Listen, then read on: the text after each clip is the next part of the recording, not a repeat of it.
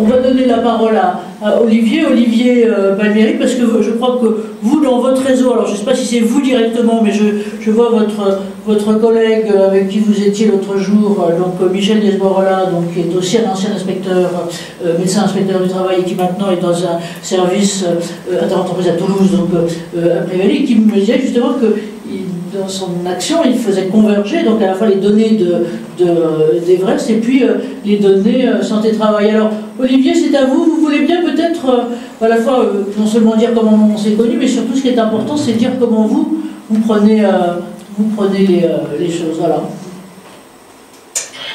Oui, bonjour à toutes et tous.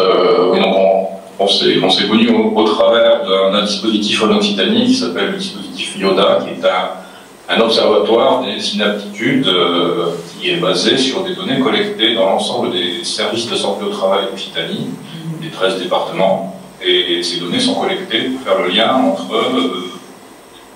inaptitude, problèmes de santé, poste de travail. Donc c'est comme ça qu'on s'est connus, et déjà à 2 reprises on a présenté dans ce contexte en fait les données issues du dispositif IODA. Donc, récemment d'ailleurs à Antica à Toulouse, l'occasion effectivement d'échanger sur ce sujet. Oui, juste vous interrompre 2 secondes pour dire que nous, on est très très fanats. Ce qu'ils ont monté, c'est vraiment génial, parce que c'est participatif et très opérationnel. C'est-à-dire que c'est à la fois de la recherche-action, et en même temps, ça aide très directement, avec 2 filles absolument top, l'une est statisticienne et l'autre est épidémiologiste, et donc ils ont réussi à faire bosser, j'allais dire, 25 services interentreprises de santé au travail sur une thématique, avec une toute petite voix très gentille, pas du tout impérative comme la mienne. Elles ont poussé tout ce monde-là à remplir très très bien, et l'exploitation en est géniale. Alors donc nous on est Red Fana et complètement groupie de tout ça. Olivier, pardon, je vous ai coupé la chic, je vous la redonne. Pour poser le contexte, j'ai repris les données issues des suivis de santé qui ont été effectués par l'ensemble des médecins et des infirmiers du service depuis le 1er janvier 2020 jusqu'à ça. Il est revenu, merci Olivier. Alors vous êtes toujours là, est-ce que vous êtes redésigné comme vous? Je suis revenu. Vous avez la main ou pas? En fait, j'ai été éjecté de... Ah bah d'accord, j'ai pas fait exprès, mille pardon. Et donc là, vous y arrivez ou pas? Il n'y a pas moyen de présenter ça. Ouais, normalement si. Ouais, juste que vous suiviez parce que j'avais quelques chiffres à vous donner. Donc, bon bah alors... Est-ce que j'y arrive? Putain de bordel. C'est pas grave, on va perdre du temps là-dessus. Donc en fait, nous, pourquoi est-ce qu'on a récupéré ces données saisies par les médecins et les infirmiers? Parce qu'on est dans une phase actuellement dans notre service de renouvellement d'agrément. Qui dit renouvellement d'agrément, dit projet de service. Et pour faire les choses de bonne condition, en fait, on demande de faire une analyse des données qui sont issues des précédentes périodes de travail, notamment pour le suivi de santé sur la période de janvier 2020 à octobre 2023. Ceci nous a permis de mettre en place le diagnostic territorial, et nous avons effectivement décidé cette fois-ci de faire une distinction entre hommes et femmes par rapport aux données que l'on a pu exploiter.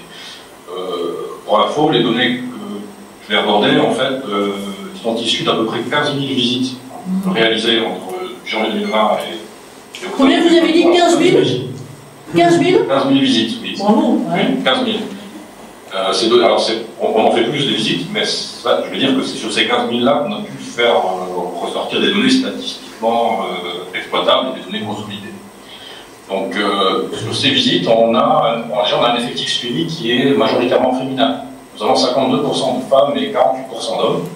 Alors, il y a une explication, c'est que dans les Hautes-Pyrénées, la SMT ne suit pas le bâtiment. Le bâtiment qui est majoritairement masculin. Je pense que si on suivait le bâtiment, on aurait peut-être un ratio homme-femme qui serait assez proche de ce qu'on trouve habituellement au niveau régional ou national. Mais ce que je voulais dire, c'est par rapport à ça, donc on a 52% de femmes et 40% d'hommes. Si on regarde après les inaptitudes, on va se retrouver avec 67% de femmes et 33% d'hommes. Il y a une grosse différence aussi statistique par rapport à l'effectif suivi entre les hommes et les femmes.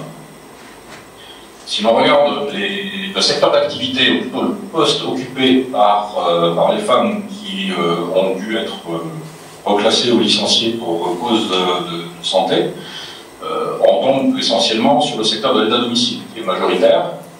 Ensuite, le secteur de la vente par correspondance, les vendeurs. On a un pôle de vente par correspondance dans les Pyrénées, ça c'est pas dans les Pyrénées, ça c'est pas forcément, mais c'est un gros pôle. Donc sur les plateformes, hein, plateformes téléphoniques, ils sont des gros pourvoyeurs également aussi de soucis au travail. Également des postes qui concernent l'activité d'entretien, de nettoyage et de ménage. Donc si on regarde chez les femmes, donc l'aide à domicile, c'est là où on fait le plus d'inaptitudes. En fait, ça représente, dans la proportion des inaptitudes que l'on fait, ça représente 20%.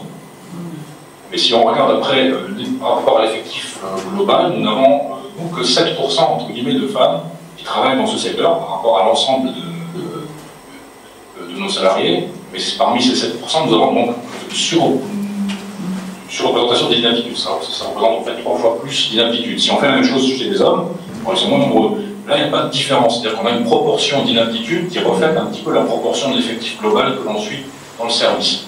Donc là, il y a une surreprésentation des femmes dans le secteur de l'aide à domicile qui amène à des inaptitudes. Par rapport à ça, ensuite, on a essayé de voir quels étaient les diagnostics médicaux liés à ces inaptitudes. Et là aussi, il y a une différence entre hommes et femmes. La majorité des diagnostics d'inaptitude chez les femmes sont liés plutôt à des problèmes de souffrance mentale au travail. Donc, chez les hommes, on va retrouver plus facilement les troubles musculo-squelettiques, et chez les femmes, les troubles liés à la santé mentale. Donc ça, c'est pour les différences qu'il peut y avoir entre hommes et femmes au niveau des inaptitudes. Ensuite, on a fait aussi un recueil, on fait un recueil régulièrement dans les dossiers médicaux de ce qu'on appelle le ressenti au travail. En fait, on repère la présence d'au moins un critère de risque psychosocial, que ce soit, c'est les critères du rapport Black, intensité dans le travail, exigence émotionnelle, etc. Donc, on a retrouvé à peu près un critère de ressenti négatif, on l'a appelé comme ça, de ressenti négatif au travail chez à peu près 13% des travailleurs. Et là également, il y a une différence statistiquement significative entre les hommes et les femmes. Le ressenti négatif au travail est plus fréquent chez les femmes que chez les hommes. Et si on creuse dans le détail de ce ressenti négatif, vous allez avoir chez les femmes, majoritairement, comme ressenti négatif, le travail qui est ressenti comme pénible psychologiquement. En deuxième position, vous aurez tout ce qui est difficulté relationnelle au travail, que ce soit avec les collègues, avec la clientèle. Et vous avez également la charge cognitive, qui ressortent vraiment, alors que chez les hommes, on retrouve d'autres choses, de manque de soutien, des investissements. Mais il y a aussi une grosse différence statistiquement significative sur l'échantillon qu'on avait sur ce ressenti négatif entre ce qui nous a après mené à décider au niveau de notre commission médico-technique de partir sur un projet de service, pas sur un des éléments du projet de service, mais pas que ça, que l'on a intitulé « Bien vieillir au travail au féminin », avec plusieurs objectifs. L'objectif déjà, c'est de développer les compétences des médecins et des infirmiers du service sur ce sujet, d'adapter les conseils de prévention, notamment dans le cadre de nouvelle visite qui a été mise en place, la visite de mi-carrière, cette visite que l'on fait à l'âge de 45 ans, et également de développer un peu plus les réseaux avec la médecine de soins. Voilà un peu, donc pour nous c'est un démarrage, parce que le projet va démarrer en 2024, et je reviendrai peut-être par la suite pour vous apporter un petit peu les éléments qui en seront ressortis. Bah écoutez, bravo, on est tous un peu frimés et c'est vraiment intéressant et c'est bien que vous ayez pris cet axe-là. Peut-être alors je vais